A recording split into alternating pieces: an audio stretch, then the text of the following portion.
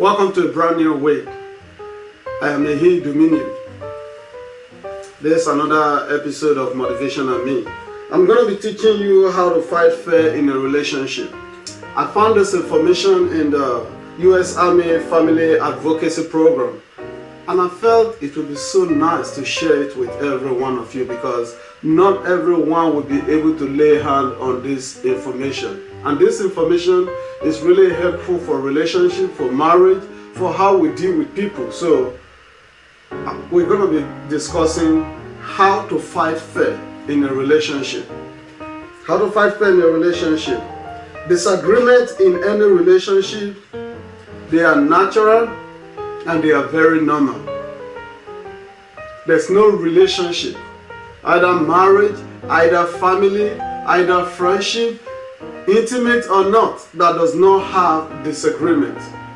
We will all have disagreement. Why? We are different people, different upbringing.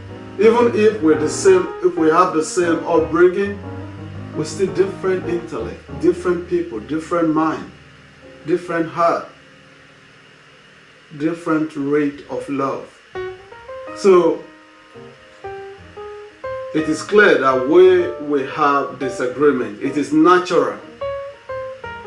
It is just the amount and the frequency and the intensity of the argument that matter.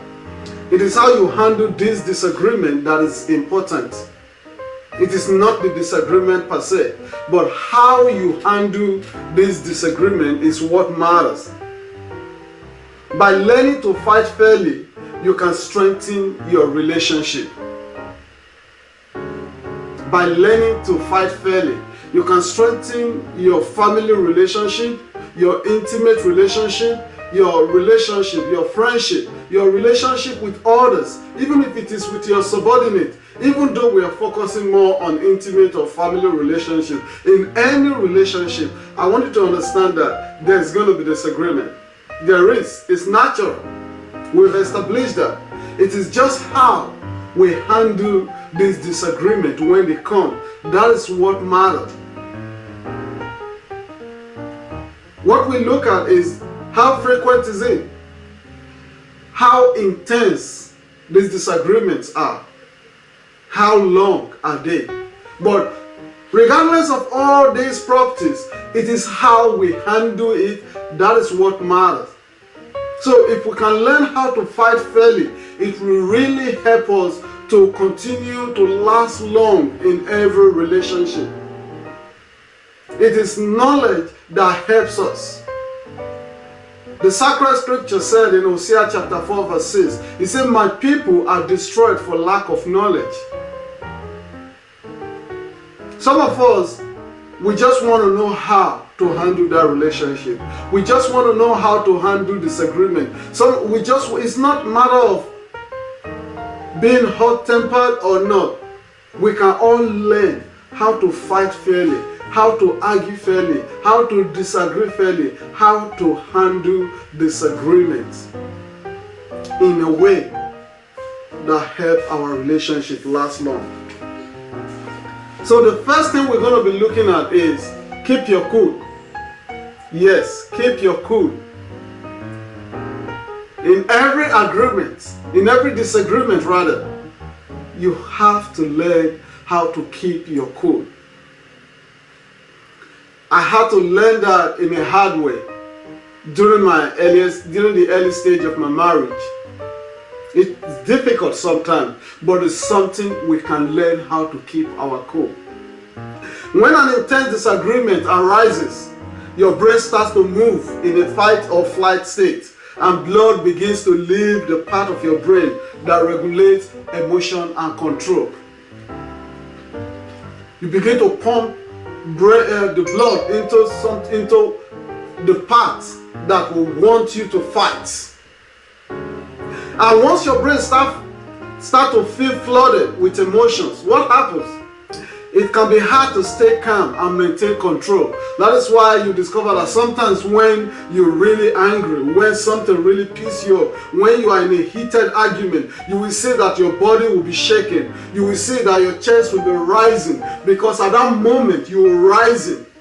Blood is flowing in. And once our brain starts to feel flooded with emotion, it can be so hard to stay calm. It can be so hard to maintain control. Because at that time, what we want to do is fight, not flight. It's fight. It's difficult to stay calm. But we can learn how to stay calm. How can we do that? We start by recognizing when you are about to lose it. You have to know when you are about to lose it. You have to know that period. You know yourself better than me, better than anybody, better than your spouse, better than your kids, better than any psychologist or any counselor. You know yourself better. You know when you're getting close to that point of just losing it. That's when you take a break from the conversation until you are cooled off. That period when you feel like you want to punch. If you even wait till that period when you want to punch, it's already too late. You have to learn that moment when you feel, you see it coming that, hey, I'm going to lose it, the way this argument is going. The problem is not the woman. The problem is not the wife. It's not the husband. It's not the other person. The problem is how we can control ourselves, how we can keep our cool, how we can maintain our calm, how we can stop it before we lose it. All we need to do most of the time is take a break. Just take a break. When I feel like the way the argument is going, if I feel like I'm just going to lose it, I'm going to blow up, I have to take a break. And it really helped us by giving us a tip of how we can really take breaks. One tip here is to establish a timeout or a code or a word with your partner so that you both feel comfortable asking for a break. Establish a code, establish a word, establish a signal, a sign language or something that whenever both of you are in a heated argument, when the argument is really heated, really intense, and you think you're going to feel that you might lose it, take a break. Before that time, like right now, if you've not done so before now, please do it. Just establish a code word, a sign, a signal with your partner that, hey, honey, hey, love, hey, babe, whenever we are arguing or something, if I give you this sign or this word, just know that let's take a break so that we can have time to cool off and come back to it. Establish a timeout, a code word with your partner so you both feel comfortable asking a break. Keep your cool. It sounds like a cool word too. Keep your cool. Don't lose it. Don't wait until that moment when you throw a punch or when you do something stupid or when you do something that the cops will get involved in your case or when it's already too late. Learn how to keep your cool. Like one tip I've given to you right now or given by the Family Advocacy Program is to establish a code word.